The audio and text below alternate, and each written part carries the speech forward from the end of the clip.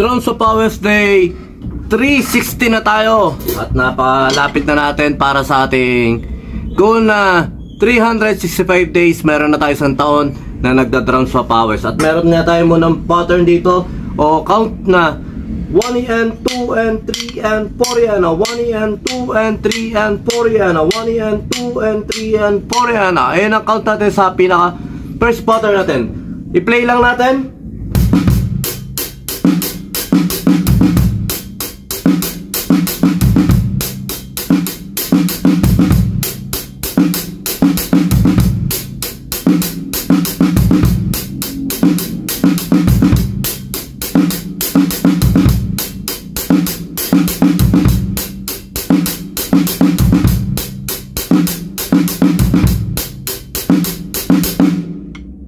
Next pattern ng count natin, 1 and 2 and 3 and 4 yan. 1 and 2 and 3 and 4 yan.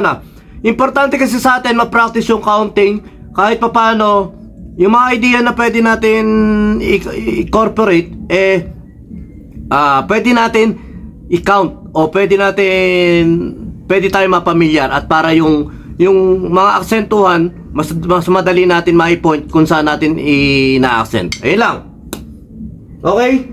Play natin yung second pattern. Excuse me po.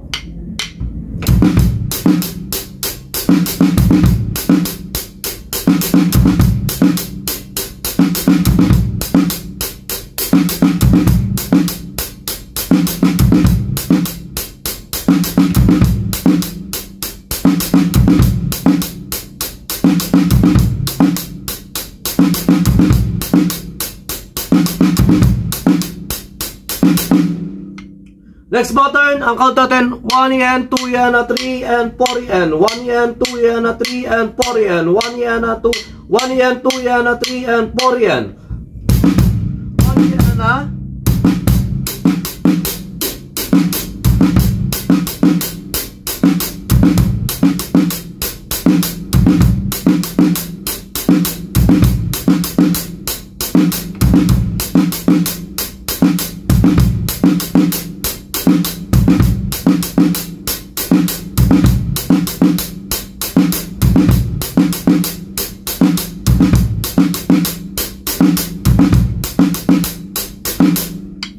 Next pattern, pattern 4, 1 and 2 and 3 and 4 and 1 and 2 and 3 and 4 and.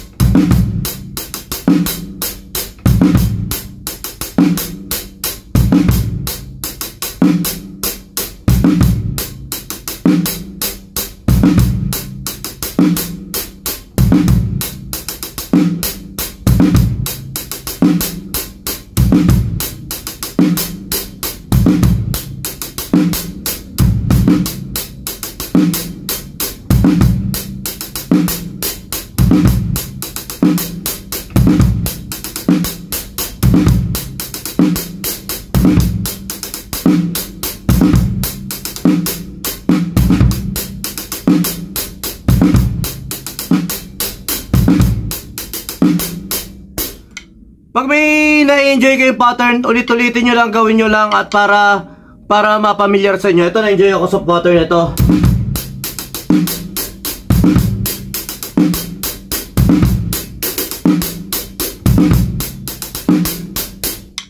Yun lang. Tapos, importante nga yung counting natin. Last pattern, 1 yan, 2 yan, 3 yan, 4 and 1 yan, 2 yan, 3 yan, 4 and.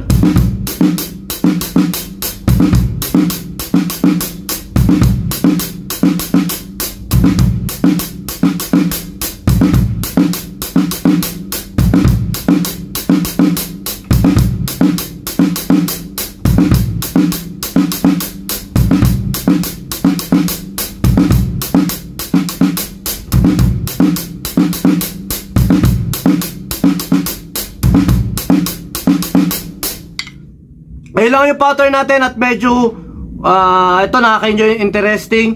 Pwede natin practicein niya sa mga counting natin. Ayun na importante, ma-develop yung counting natin, mapamilyar tayo sa mga combination. At yung discipline natin na kada araw may nagagawa tayo, na kahit tamad tayong gawin yung pagdadrums, so kahit tamad tayo mag-rudiments, mag-practice, pero yung disiplina natin na gagawin ko to araw-araw o gagawin ko to sa araw na ganito para magpatuloy, para makatapos tayo. At ayun nga, in-encourage ko rin kayo, i-video nyo rin habang bata pa kayo, i-video nyo yung mga pinagagawa nyo, at sabay-sabay tayong i-improve yung sarili natin, yung progress natin, makikita natin unti-unti, at darating yung point talaga sa araw-araw na ginagawa natin na yan, madidevelop yung skill natin, madidevelop yung endurance, yung creativity, at saka yung disiplina natin nga sa pagbabasa. At ayun nga, yung daily routine natin, nadidevelop yun. Basta tuloy lang tayo sa pagdadrum sa mga batang drummer dyan. Ngayon pa lang, i-develop nyo ng i-video yung sarili nyo para nakikita nyo rin yung mga dapat itama at yung mga pwede natin improve pa sa sarili natin. Basta sa pagdadrums, importante i-enjoy natin. Pero ayun nga, mas maganda, marami tayong pinakikinggan. Lahat na magagaling dyan, na kinikilala o sumisikat ngayon, panoorin natin yung technique nila hanggang maaari, yung mga dokumentary ng buhay nila, para yung biology, hindi ba sa dokumentary ng buhay nila, kung paano sila nagpa-practice, kung paano nila in-improve, kung paano yung dedication nila sa craft nila, sa pagdadrum, sa pagigitara, sa pagbe-bass, at saka yung musicality. At saka kanina umaga, habang nakikinig ako ron sa isang gitarista, yun nga, hindi lang yung develop yung skill mo, ang develop natin yung mag-play tayo as a band, yung pakikinggan natin yung tinutunog ng gitara, tinutunog ng bass, tinutunog ng keyboard. Ang pinakamagaling na musicians daw ay yung marunong makijive, makiblend sa tugtugan, at yung sa nagpe-play lang siya ayon sa kanta na ginagawa, ayon sa kanta na tinutugtog, hindi yung over palabok, over ganito. Pero kung kaya nyo mapaganda sa over palabok, dahil sa dami natin influence kayo magagaling talaga, at gusto rin natin i-try, at minsan gusto natin i-try sa isang kanta, kailangan talaga mag-practice tayo kasama ang banda, at ginagawa natin yon, mga pattern, mga rudiments na yon, na individual. Huwag natin gawin practicean yung tugtugan, parang ganon. Lahat kasalanan, lahat, aminin ko na, isa ako sa may problema sa ganyang area. Ayun lang. Basta maraming salamat ulit sa Drums of Pawis, sa mga nagko-comment, sa nagla-like, sa nagpa-follow, sa nagso-subscribe. Maraming salamat. Ang idea na gusto kong share sa inyo rito, hindi yung pagiging mahusay. Ang gusto kong i-share sa inyo rito, kahit nagkakamali tayo, ituloy lang natin yung pagda-drums natin, dahil ito talaga pinili mo, at pinili ka naman ng drums na mag-play ng drums. Basta ganun lang, basta tuloy lang natin na pag-play ng drums. Maraming salamat. Kita-kita ulit tayo bukas. Drums of Pawis Day 360 na tayo.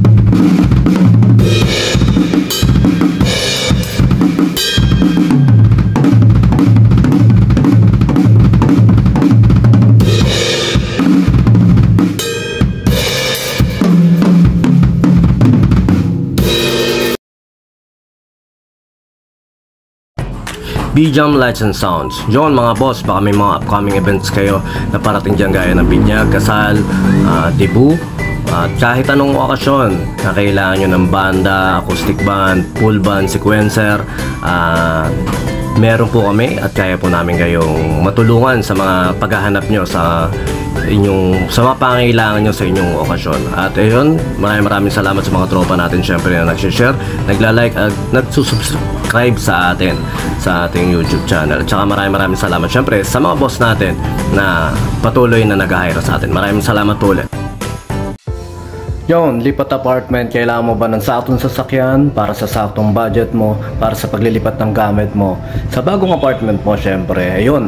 PM lang po kayo sa amin sa Pahakot Pasakay. Pag-usapan po natin, meron po tayong pina-avail, pinarerentahan na sasakyan at driver lang, at meron din po tayong mga helper na pwedeng tumulong sa atin sa paglilipat na ating mga gamit. At saka yun, maraming salamat din sa mga client din natin na nag-a-avail sa BJAM Lights and Sounds. Maraming salamat, at maraming salamat din po sa mga tropa natin at mga client natin na nagda-like, nag-share, nagpa-follow, nagko-comment at nagsusubscribe syempre sa Pahakot Pasakay at saka BJAM Lights and Sounds. Maraming salamat po. God bless.